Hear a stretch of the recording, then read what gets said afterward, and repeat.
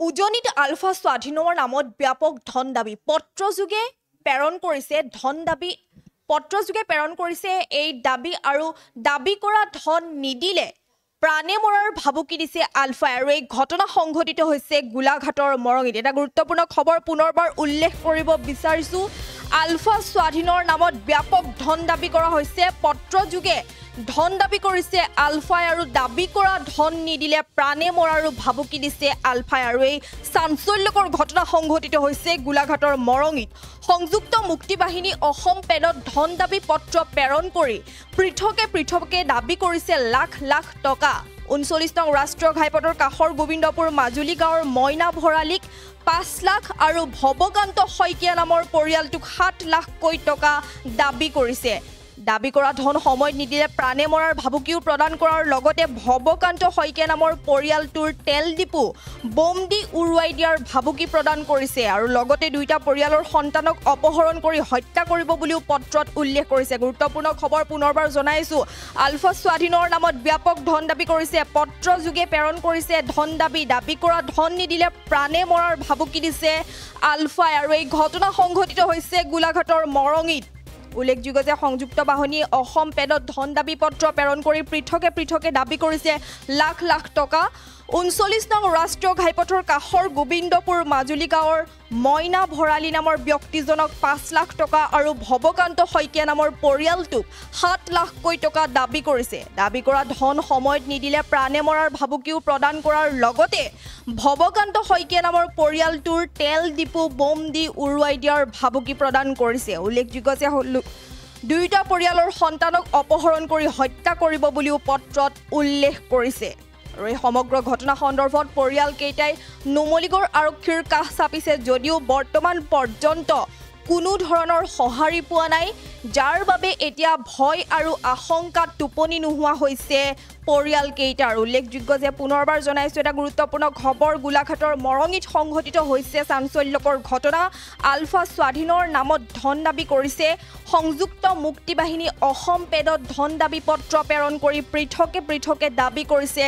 লাখ লাখ টকা উল্লেখযোগ্য যে মইনা ভৰালী নামৰ ব্যক্তিজনক ৫ লাখ আৰু ভৱকান্ত শইকীয়া নামৰ পৰিয়ালটোক ৭ লাখ টকা দাবী কৰিছে সন্দৰ্ভত আমাৰ হাতত ভাষ্য আহি পৰিছে ভাষ্য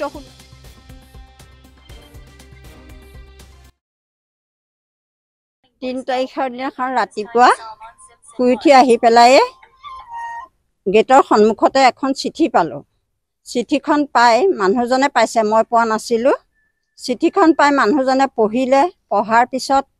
তেওঁ মোক গৈ ক'লেগৈ যে চিঠি এখন আছে তুমি পঢ়ি চোৱাগৈচোন কি পাবা তেতিয়া মই চিঠিখন পঢ়িলত তাত সম্পূৰ্ণৰূপে লিখা আছে যে অহা ৫ তাৰিখৰ দিনাখন ৰাতি ২টা বজাত বকুল গছৰ তলত নামঘৰৰ গুৰি বকুল গছৰ তলত টকা ৫ লাখ জমা দিবলৈ থৈ আহিবলৈ কৈছে আৰু যদিহে টকা ৫ লাখ নথওঁ তেতিয়াহ'লে ছোৱালীজনী উঠাই নিব আৰু ছোৱালীজনী এনেৰে যদি নিব নোৱাৰে ছোৱালীজনী বিয়া আয়োজন কৰিছিলোঁ আঘোণৰ ২৪ তাৰিখে সেইদিনাখন ৰভাস্থলীৰ পৰা দৰা আৰু কইনা দুয়োকে উঠাই নিম বুলি কৈছে আৰু লগতে কৈছে যে যদি লিখিছে যদিহে আপোনালোকে এই কথাটো পুলিচৰ বা আৰক্ষীৰ সহায় লয় আৰক্ষীয়ে আপোনালোকক কিমান দিন সহায় কৰিব আৰু সেইকাৰণে এই কথাটো আপোনালোকে কাকো নজনোৱাকৈ যাতে বকুল গছৰ তলত টকা ৫ লাখ থৈ আহেগৈ কিন্তু আমি ভয়ত আছোঁ আৰু এতিয়া আমাৰ ঠাইডোখৰ নাম গোবিন্দপুৰ মাজুলী গাঁও ৩ তাৰিখৰ দিনা সংযুক্ত মুক্তি বাহিনী আলফাৰ নাম লৈ এখন চিঠি মোৰ শহুৰ দেউতাকত গিলত টেপ মাৰি থৈ গৈছিলে এই সম্পৰ্কে আমি লগে লগে নুমলীগড় আৰক্ষী থানাক জনোৱা হৈছে তেখেতসকলেও কিবা বিচাৰ কাৰণে ৰৈ আছে দাবী কৰা ধন নিদিলে মোৰ এজনী ছোৱালী পঢ়ি আছে যোৱাবাৰ মেট্ৰিক পাছ কৰিছে তেওঁ ছোৱালীজনী অপহৰণ কৰিম বুলি কৈছে লগতে আমাৰ জোৱাই দুজনক অপহৰণ কৰি নিম বুলি কৈছে ৩ নম্বৰত মোৰ এটা পেট্ৰল পাম্প আছে সেই পেট্ৰল পাম্পটো বম দি উৰাই দিম বুলি ভাবুকি প্ৰদান কৰিছে টোপনি নাই আমি ৰাতিটো ইয়াত সদায় ৰখীয়া হৈ থাকোঁ পৰিয়ালৰ সকলোৱে আমি পৰিয়ালটো নিৰাপত্তা বিচাৰোঁ বয়সবুঢ়া ডাঙৰীয়ালে এটাই অনুৰোধ এনেকুৱা ভুৱা আলফাৰ সৃষ্টি হৈ অসমৰ গাঁৱে ভূঞে সাধাৰণ কাম কৰি থকা মানুহবিলাকক অশান্তি কৰিছে। যিবিলাক প্ৰকৃততে শ্ৰম কৰিছে, মই আজি যি শ্ৰম কৰিছোঁ সকলোৱে দেখিছে।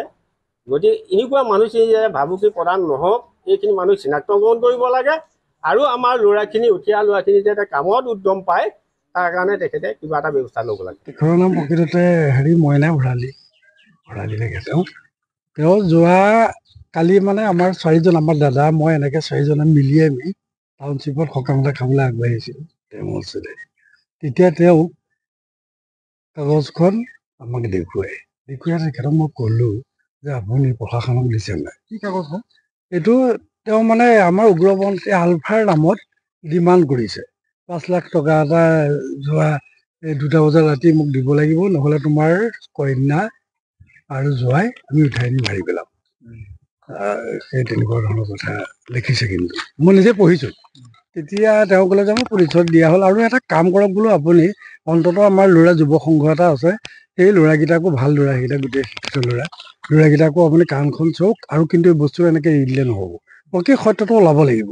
কাৰণ এইটো হয়তো প্ৰকৃত দুখো লাগিছে। মানুহজন একেবাৰে বহুত কষ্ট কৰি খোৱা মানুহ, কাৰণ আমি নিজে পোৱা মোৰ বন্ধু একদম খুব কান্দিছে। সেইটোৱে আছেতো কেলে নাথাকিব, কাৰণ তেওঁৰ এতিয়া একমাত্ৰ এজনী ছোৱালী। সেই ছোৱালীজনীৰ কাৰণে আজি তেওঁ বহুত কৰিছে, কষ্ট ত্যাগ কৰিছে। গতিকে তেনেকুৱা এটা যি কয় কথা, গতিকে আহিবই। তেওঁলোকৰ এতিয়া সোৱণ খাওন মানে কিবা হৈ আছে। কালি নামঘৰত আহিছে ৰাতি মানুহজন বহুত ডাউন হৈছে। মই বোলো চাওক আমি আছোঁ, আপুনি চিন্তা নকৰিব, একো নহয় আপোনাৰ। যিকোনো খবৰৰ বাবে যোগাযোগ কৰক 7099017330 অথবা 7099